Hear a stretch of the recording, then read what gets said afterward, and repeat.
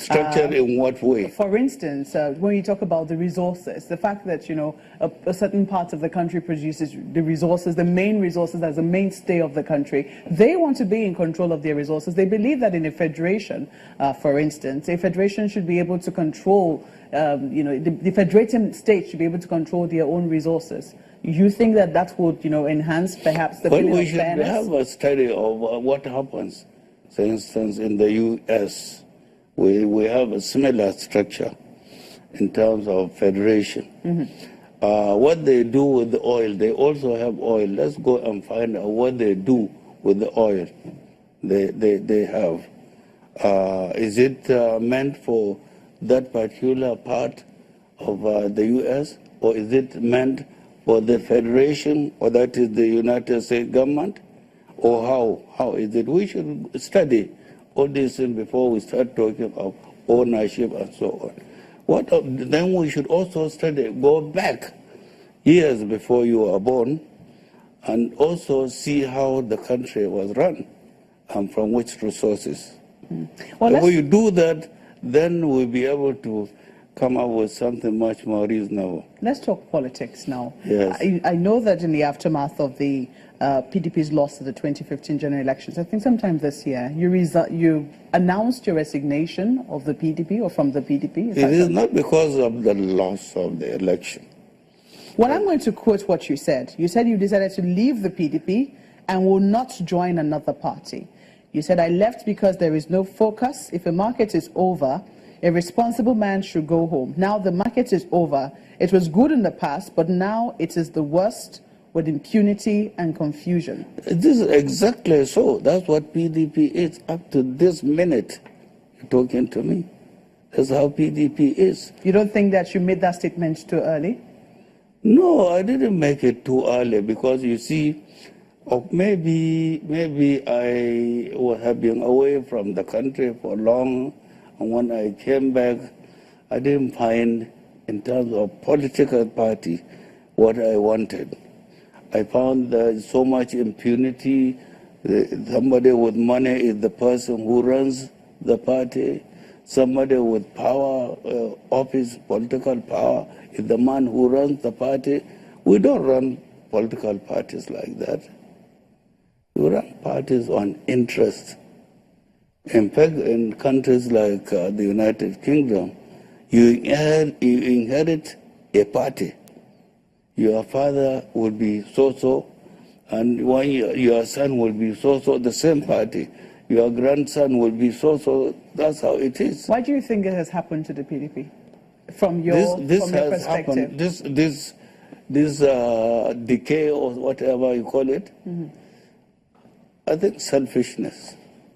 People were there, they didn't know how the PDP itself came about. They found themselves in office, they misused the opportunity, and including, of course, a lot of corruption. They meant power means you must have money. They had both, and then impunity came, and everything went to pieces. And you say that you will not join another party? I have not joined any party. Do you plan to join? I'm still thinking.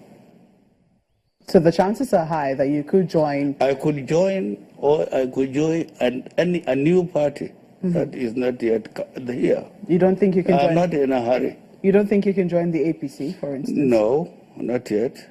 Okay. Now, let's quickly go to, some of the comments. You served as a senator in the 4th and 5th assemblies, and only recently, the president in whose administration you served, President Obasanjo, recently lashed out at the National Assembly. I don't know if you saw those comments anywhere, did you? I did. I heard about them, though. I read about them. Let's quickly take a listen to, some of what he said. Okay. It's quite pertinent.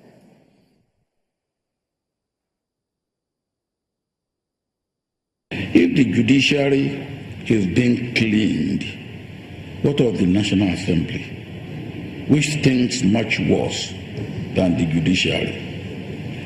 Purged pardon must not go unpunished. It is a reality, which is a regular and systemic practice.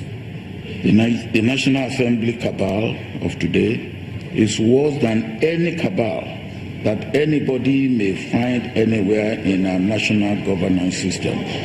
Members of the National Assembly pay themselves allowances for staff and offices they do not have or maintain. Once you are a member, you are co-opted, and your mouth is stuffed with rottenness and corruption that you cannot opt out. As you go home with not less than 15 million naira a month for a senator and 10 million naira a month for a member of House of Representatives. The National Assembly is a den of corruption by a gang of unarmed robbers. Well, I've listened to it now, but I didn't hear, but I saw part of what he said. Very strong words. I know very bad words. Very bad words. They are bad in the sense that he was there. He never used these words when he was there as a president. Do you think they're correct words? Not at all. Really, maybe things have gone worse than in our time. In our time, at least the first year also, we were just earning ordinary salaries and so on. Only maybe second, third year, we started to have some allowances, special allowances. And my second term, also we began to have constituency allowances, but not to execute projects. I understand now they have money to go and execute projects. Senator, I'm going to ask you, we're going to take a moment now. When we return, I'm going to ask your opinion on this budget padding allegation and also the constituency project, which you also raised. We'll take a moment now on hard copy. When we return, we'll have the Senator's responses to some of these issues. Do join us again.